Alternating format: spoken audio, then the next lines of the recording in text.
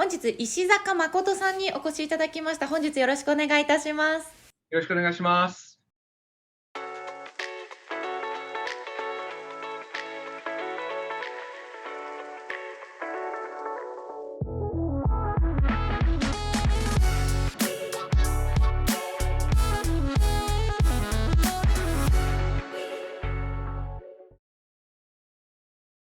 石坂さんは日本で生まれ育ち、早稲田大学高等学院、早稲田大学を卒業後、NEC コーポレーションに新卒で入社し、アカウントマネージャーに就任されました。その後、アメリカのユタ州にあるブリガム・ヤング・ユニバーシティに留学し、MBA を取得。帰国後は日本マイクロソフトに転職し、プロダクトマネージャーやプラットフォーム戦略に携わり、現在はアメリカのワシントン州に位置するマイクロソフト本社でグローバルマーケティングのマネージャーとしてご活躍されています。今回はなぜ留学しようと思ったのか、MBA を取ろうと思ったのかなど様々な質問に答えていただきます。それでは石坂さん、よろしくお願いします。よろしくお願いします。お願いいたします。本日ですね、いくつか SNS で質問を募集をさせていただいておりますので、その中からピックアップしたものをご質問させていただければなと思っております。はい。ではまず早速質問に入っていければと思うんですけども、早稲田大学を卒業後 NEC コーポレーションに新卒でご入社されたとのことなんですけども、その後に会社を辞めてまで留学しようと思ったご理由等ってございますか？ああ、懐かしいですね、それは。実はですね、全く会社は当初辞めるつもりなかったんですよ。はい。はい。実は当初、営業でも結構トップクラスの結果を出してですね、そうなんですね。はい、報奨旅行があって、アジアに行かせてもらったりとか、はいはい結構は調子に乗っていた時期なんですよね。い。そう、アジア旅行っていうのも何かそのインセンティブみたいな形で行かれたってことですか？そうです、そうです。はい。やはりいろんな営業の成績を残して、プレゼンテーションのコンテストとかが営業チームであって、その中で表彰を受けた人が行けるっていうですね、会社の報奨旅行でした。なるほど。すごく、それがきっかけとかっていうわけでもないんですか？そうなんですね。むしろ行って調子に乗ってですね、これからどんどんもう残業をして、どんどん新規案件を取っていこうっていう時だったんですけども、とあるきっかけがあって、行くことを決めたっていうのが背景ですね。なるほど。そのとあるきっかけってどのようなきっかけですか？まずは担当していたお客様が外資系のお客さんだったんですよね。はいはい。はい、それで大きな案件を例えば何億円とかを超えるような案件になると、お客さんの本社がアメリカにあったので、はい。何でもかんでも本社のお伺いをしなくちゃいけないっていう風になってきたんですよ。うん。でそうすると、やはり英語でプレゼンしてくれますかとか、うん。あるいは英語で資料を作ってくれますかってうん。いうニーズが結構出てきまして、はて待てと、自分は全然英語でもできないし、英語でファイナンスの知識もなければ、いろんなことをですね、お話できないなっていうふうに気づき始めて、隣の部署とか先輩を見ても、日系企業ですから、はい。本当、英語で話せる人って全然いなかったんですね。でそこでですね、若い、私のもう、情熱あふれる当初の石坂誠はですね、じゃあ自分がなってやると。うーん。ということで、その選択肢の一つとして、MBA というかビジネススクールに行って、これはもう会社に貢献したい、お客様の要望に応えたいっていう思いが最初出始めたっていうのがきっかけですよね。今回 MBA ご取得されたとのことなんですけども、どのようはい。な経緯だったりだとか、どのような形で取得されたんですか？まずは社費取り留学、自費で行くという方法があるんですけども、自費で私は行くことになりました。自費で行く際のその何か必要なものだったりだとか、あとはご準備いただくもの等ってございますか？そうですね、基本的に受けるときには、いくつかの書類を提出しなくちゃいけないんですけども、一つ目は、トフルのスコアですね。私は日本の大学しか出てないので、トフルのスコアと GMAT というスコアが提出しないといけないんですね。これが1つ目です。で、2つ目はエッセイを書かないといけないんですね、英語で。将来のどういったことをやりたいんですかとか、あるいはビジネスをやっていたときに、どんなリーダーシップのポジションを行っていましたか、そこから何を学びましたかみたいな、そういったいくつかのエッセイを書くっていうのが2つ目ですね。で、3つ目は、リコメンデーションといいまして、推薦状をもらわないといけないんですね。なので、大学の教授だとか、あるいは働いた時の上司、あるいはその個人的にメンターをしてくださった方とか、そういった方々から推薦状というものが必要になります。で、もちろんMBA はビジネススクールなので、トゥイションというかですね、学費を払わないといけないので、そこも選ぶ上では非常に大きなファクターというか要素になるかなと思います。大きなランク的にですね、上の方のランクのビジネススクールになると、軽く1年間で700万、1000万ぐらい飛びますので、学費だけですね。でそこに住宅費とか、いろんなところがかかってきますので、しかも子供がいたりとか、奥さんがいたりとか、伴侶がいたってなると、多い人ですと3000万とか4000万とか必要になるんじゃないでしょうかね、2年間とかで。それは本当に大きいことになるかなと思います。そういったものが必要になって、でその後にこれが通れば次に面接をしましょうという段階になるので、きちんとそこで面接をして合格通知を待つというふうな、こういったプロセスになります。大体準備期間といいますか、いろいろとトーフルだったりだとかもろもろその書類を集めて、実際に面接して合格通知書を待つという形だと思うんですけども、そこの準備期間ってどれぐらいかかりますか？人によりけりだと思うんですね。はい、長い人だともう3、4年かけてやってる方もいらっしゃいますし、早い人ですと本当に3ヶ月とかでもう決めて、ただ年に1回とか2回とかしか入るチャンスがないので、それに合わせてなんですけども、私の場合は1年ぐらいかけましたかね。もうゼロからスタートしてっていうことで、日本でまず塾に入ったりとか、それでもう挫折したので、もうこれはもう3ヶ月間4ヶ月間語学留学をしようって言ってアメリカの語学留学をして、そこで TOEFL と GMAT のスコアを取ってエッセイも書いてとか、そういったことでですね、なんだかんだ言って1年間ぐらいかかったと思います。ありがとうございます。で、その MBA 取得を実際にされたということなんですけども、取得して良かったこと等ってございますか？いや、もうたくさんありますね。私自身がやはり純ジャパっていうんでしょうか、もう生まれも育ちもずっと日本だったので、英語はやはり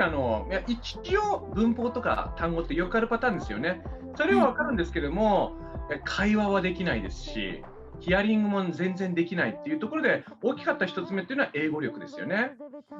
そして2つ目っていうのが、私自身が法律学部だったので、ビジネスの基礎っていうものをちょっと分かってなかったんですよね。いろんなファイナンスとか、人事とかサプライチェーンとかマーケティングとかですよね。なのでそれを、ビジネススクールだったので一通り、しかも英語で学ぶことができたっていうことが2つ目大きいですね。で最後が、よくこれ言われていることですけども、やはり今でもつながってるんですけども、同期の人がそういった人脈を作ることができたっていう、やはり MBA ですからいろんなグローバルの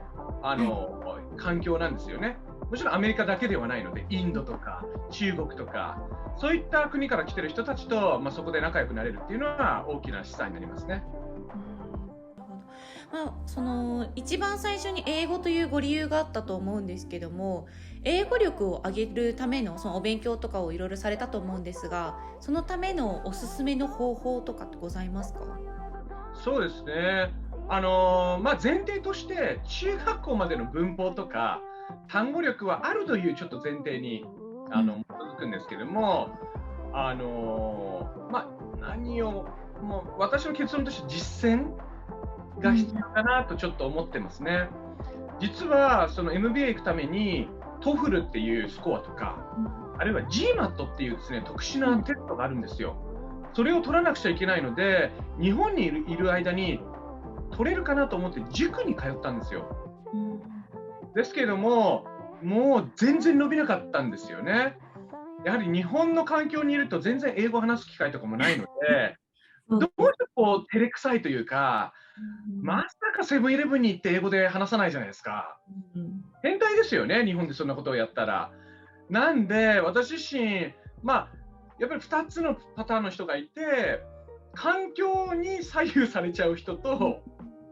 で、日本であっても、もう自分を律して、どんどん英語の勉強もできるっていう人がいると思うんですけども、もう全然私も自分を律することができない人なんで、もうやはりそういった環境に自分自身を置いて、っていうことが一番大きいかなと思うので、私自身、実は塾を諦めて、短期留学をですね、語学留学をしたんですよ、アメリカで。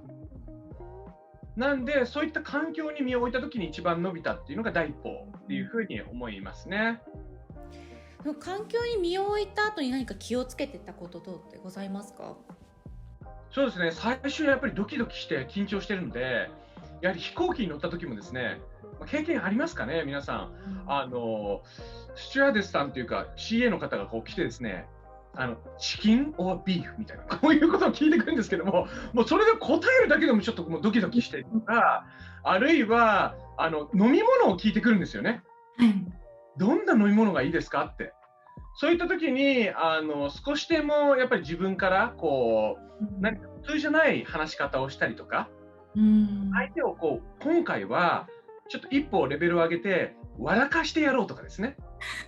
なるほど。はい、それとかやはりアメリカに住んでると、ウォールマートとかいろんなそのストアに行ってレジでこう、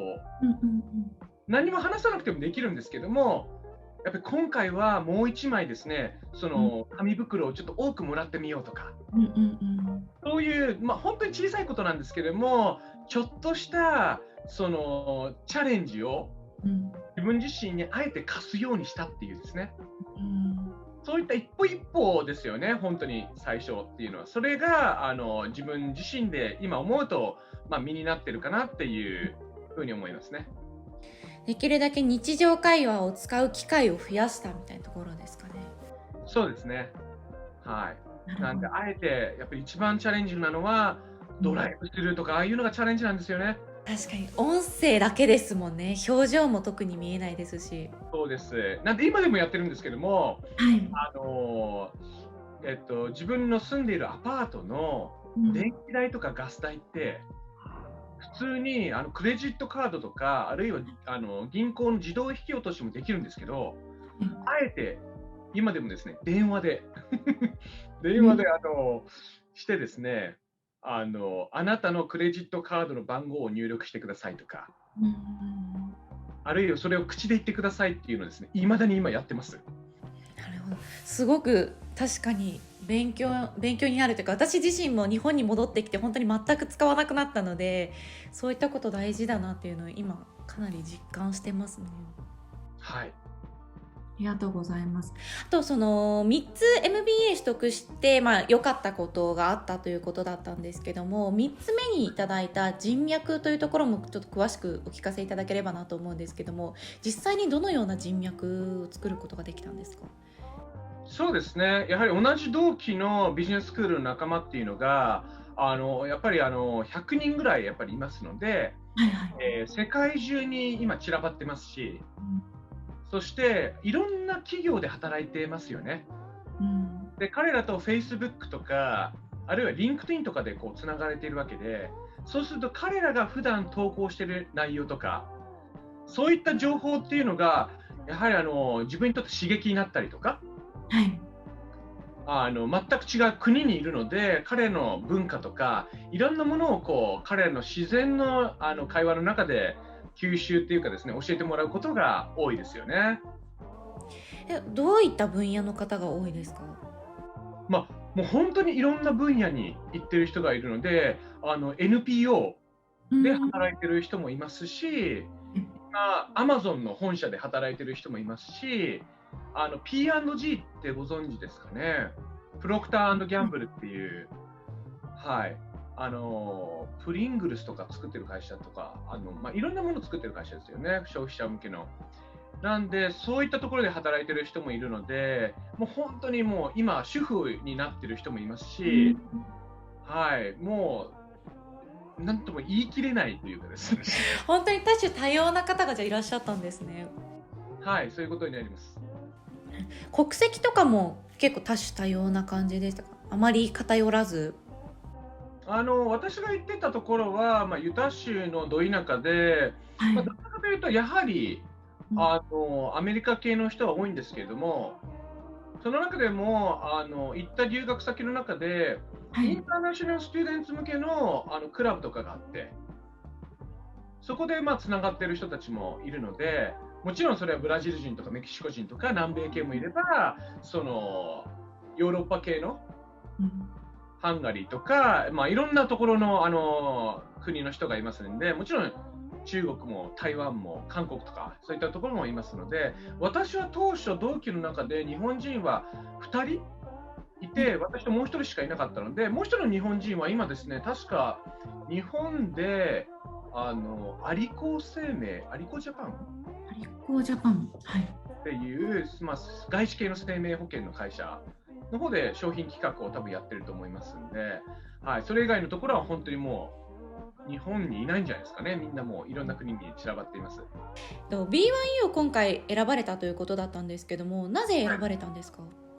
そうですよね。本当にいろんな選択肢がある中で BYU を選んだのは、いくつか理由があるんですけども、一つ目は自分が学びたいっていうものがまずあったんですけども、私は特に組織行動学と人事っていうものをですね、学びたいと思ったときに、非常に権威ある教授がそこにいるかどうか、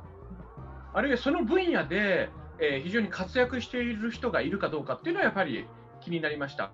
ブリガムヤング大学の、名誉教授の中でですね、フランクリン・コビーという方がいまして、7つの習慣って聞かれたことあります？耳にしたことあるんですけど、ちょっと詳しくはわからないので教えていただいてもいいですか？ものすごいミリオンセラーのですね、本なんですけども、7つの習慣というものを書いた、非常に、世界的にこの組織行動学とかでリーダーシップ論の分野で有名な方がいたっていうのも一つの私にとっては魅力でしたよね。はい。で、一つ目っていうのはそういった学びたいことがいて、そういった教授がいるかどうかっていうことですね。で、あとは私2つ目というのは、このブリガムヤング大学というのが、クリスチャンの学校でして、私自身が生まれて持っているのちょっとクリスチャンだったので、なんかクリスチャンの人がたくさんいるようなところってどういう世界なんだろうっていうのをちょっと見たいなっていうですね、個人的なところがかなり2つ目ですね、大きかったなというふうにあります。で、3つ目はなんだかんだ言ってですね、自分自身の GMAT のスコアとかでどこに行けるかってもう大体わかるんですよ。なのでそこが自分の取れたスコアで行ける範囲っていうのを、BYU っていうのはあったっていうのが3つ目で、最後やはり大きかったのは奨学金がもらえたっていうのが大きかったですね。なので、通常は何千万というところがかかるんですけども、私はですね、奨学金が出たのでゼロになりました。そうなんです。それだけではなくて、テキスト代とか保険代とかも全部払ってくれるっていう奨学金でして、はい、むしろ奨学金7個ぐらいいただいたので、入った後にさらに結局得をしたっていうかですね、プラスになったっていうちょっとわけわからないパターンが起きたっていうことなんですけども、なんでそこの奨学金をいただけたっていうのは大きいかなというふうに思いますね。でももともと BYU っていうのは安いんですよ。大体全米の中でも20位とかそこら辺のランクなんで、別にトップクラスではないんですけども、大体同じクラスの、スクールだったらやはり、1000万2000万はかかるんですけども、おそらく年間でも400万とか300万とかぐらいでいけちゃうっていうですね、その同じぐらいのランクのビジネススクールの中ではもともとトゥイションというか学費が安いっていうところで有名で、ROI っていうですね、